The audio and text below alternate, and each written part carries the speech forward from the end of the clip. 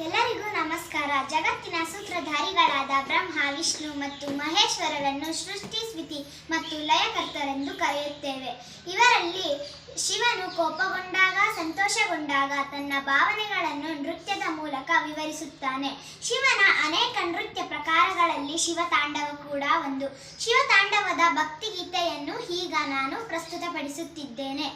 ಗಂಗಾಧರನ ರುದ್ರ ತಾಂಡವವ ಕಂಡು ಮೈ ಮರೆತು ಭಕ್ತಿ ಪರವಶವಾದನು.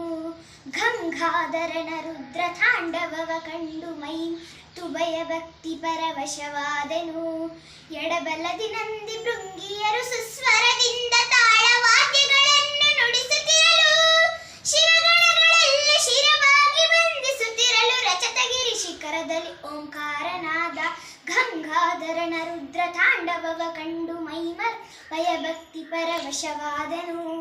ಗಂಗಾಧರನ ರುದ್ರ ತಾಂಡವವ ಕಂಡು ಮೈಮರೆತು ಭಕ್ತಿ ಪರವಶವಾದನು.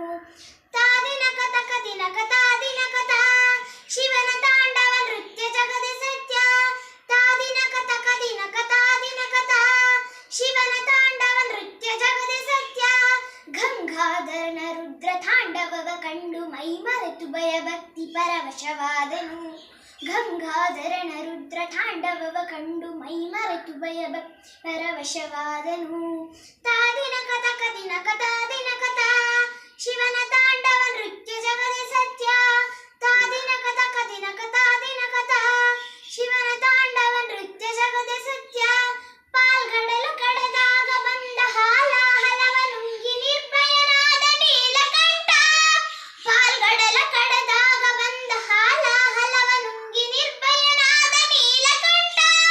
ಕಂಗೆದರೆಯೊಳಗೆ ರಭಸದಿ ಧುಮುಕುತ್ತಿರುವಾಗ ಜಟೆಯ ಒಡ್ಡಿದ ಶಾಂತ ಗಂಗಾಧರ. ಗಂಗಾಧರನ ರುದ್ರ ತಾಂಡವವ ಕಂಡು ಮೈ ಮರೆತು ಭಯಭಕ್ತಿ ಪರವಶವಾದನು.